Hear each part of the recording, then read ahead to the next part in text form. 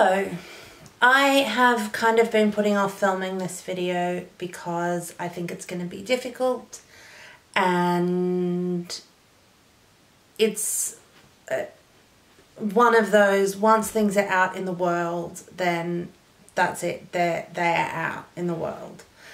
So during Mental Health Awareness Week, I asked on Twitter for questions about me, my mental illness, and coping with mental illness, and being open about having mental illness as an early career academic. And I got some questions. I'm not going to identify the asker of each question. I am just going to read the questions out and then answer them. I haven't thought about these answers at all, so this is my initial reactions, and we'll see how it goes. So the one that I want to begin with is this. Do you worry about not getting a permanent role because of your openness? I know that's illegal, but they find excuses. Yes, is the very short answer to that. I do worry. I worry a lot. I worry all the time about being open about having mental illness and what that means for my job prospects as an academic, but also if I don't get a permanent academic role, then I'm going to have to start looking at other adjacent industries and start thinking about what that might look like. And so this potentially has a lot of knock-on implications. In the UK, search committees are meant to only look at the job documents that get sent in. So anything that's asked for in the job advertisement that gets sent in, that is what the search committee will look at. That's why there's no point sending extra stuff. And if they ask for things outside the normal CV cover letter, that you should still send them. It does account in some ways for the variation in job application procedures from job to job, as annoying as that is. Back, I guess, to the question. I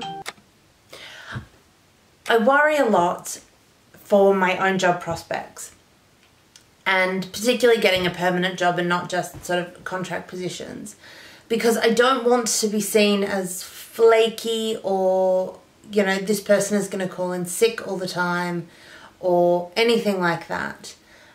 And because I am so open both on the internet, case in point, but also I do tick the yes, I have a disability box on the recruitment monitoring forms.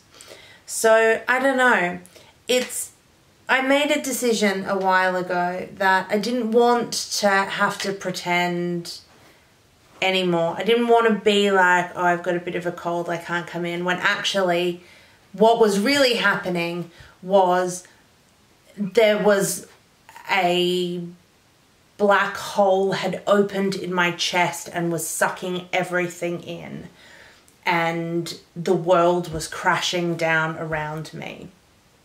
I use that example because that is exactly what happened late last week, and I just couldn't function as a person in the world, and that's terrifying. And it's also terrifying when you know that people in the industry that you work in know that kind of stuff about you. Once I live tweeted a panic attack, the physical symptoms of a panic attack that I was having. Things like that.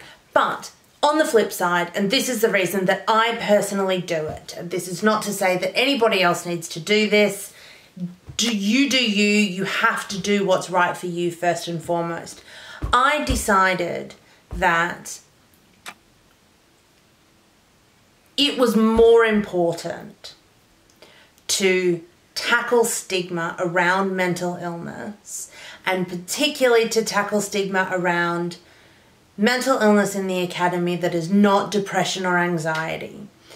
Depression and anxiety are massively, massively horrific and terrifying things, and they are so prevalent in the academy, particularly among early career academics. Mental illnesses that are not depression and anxiety, things like bipolar and BPD and schizophrenia and other mood and behavioural disorders, don't get as much airtime as depression and anxiety. It is relatively common to hear people say, oh, I was suffering with depression or suffering with anxiety, usually not in the present tense, but in that was a period in my life in which this was happening to me. And that's completely, don't know what the rest of that sentence is.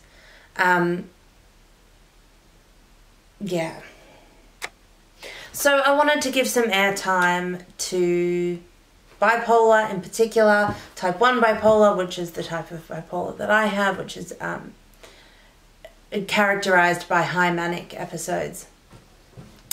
And also because there are a couple of things that I read about bipolar, and in particular about manic episodes in the academy, have all been like, oh, you must get so much writing done. And do you know what? You do. I remember like sitting down and writing 50,000 words in a week. And I mean, they were good words. And I've said this before, like, I would love to go back to being able to do that. I could not do that now. But I am much happier overall now because I am on a level playing field. No, that's the wrong metaphor. Because I am on a level. Right, I'm going to move on to the next question and perhaps edit that a lot. Okay. What's the most well-intentioned thing individuals or institutions did to help that had the exact opposite effect? This one is easy. Self-care. All you need to do is meditate.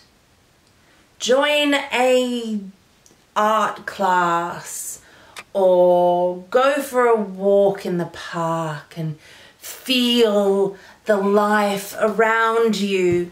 Self-care is extremely important, but self-care for serious mental illness does not include, as an end point, meditation or long walks or bubble baths or anything like that. All of those things can contribute. Exercise is the other one. All of those things are good if they work for you. And exercise is particularly good for basically everybody who has a mental illness and everybody else. But that is not the type of self-care instructions that a person with a serious mental illness needs. What they need is go and see your GP. Medication is completely fine if that's the route that you and your doctor decide to go down. Therapy is completely fine if that's the route that you and your doctor decide to go down. Once you have the basic medical stuff covered, then it is up to the individual to figure out what works for them in terms of getting themselves through episodes of mental illness. And that is something that they probably need to do in conjunction with their therapist, in conjunction with their partner or parents or very close friends. And it is not something which is solved by whale noises. So self-care is good. Advocating for self-care is good. advocating for, like, when someone says to you, oh, I think I have depression, the worst thing that you can do is say, have you tried going for a long walk? Or maybe you need to alter your diet. What you need to say is, let's get you to the doctor. Right. How do you broach the topic with new colleagues, especially if you move around a lot, so have lots of new colleagues often? I personally, and I'm not sure that I would necessarily advocate this response, I don't ever sort of broach it as a topic. There's no point when I sit down and say, so everybody, I have bipolar and BPD, but it's not something that I hide. If it's an issue or if it comes up in conversation, that I mention it. I don't really mention it to students. I'm sure a lot of my students know about my mental illnesses, but unless it is significantly appropriate, it is generally not appropriate. Does that make sense? If there's a point where there's only once that I've ever mentioned it to a student, and that was this person had mental illness and was struggling with the stigma of it rather than struggling with what to do about it. And I felt that that was an appropriate place to say, I know exactly how you feel. I have a mental illness that I'm very open about, and I worry about the stigma as well. And here are some of the ways that I deal with this in conjunction with dealing with my mental illness. If it's like, if somebody comes to you and says, oh, by the way, I think I've got a mental illness, I personally don't think it's appropriate at that point to say, oh gosh, me too. Like, welcome to the club. Isn't that awesome? So I don't really broach it with colleagues. I just bring it up. I think I'm always say, if you want to talk about it, I'm happy to talk about it. I don't think I've ever explicitly said it to my line manager, but I definitely have said in a sickness leave form that my leave was for mental health reasons. Right, this is already a very long video, so there's one more thing that I want to bring up, and that's this. One of the responses that I got said, the brutal honest truth. I've been told once it's known you have MH, mental health issues, you will never be hired, i.e. don't even bother trying.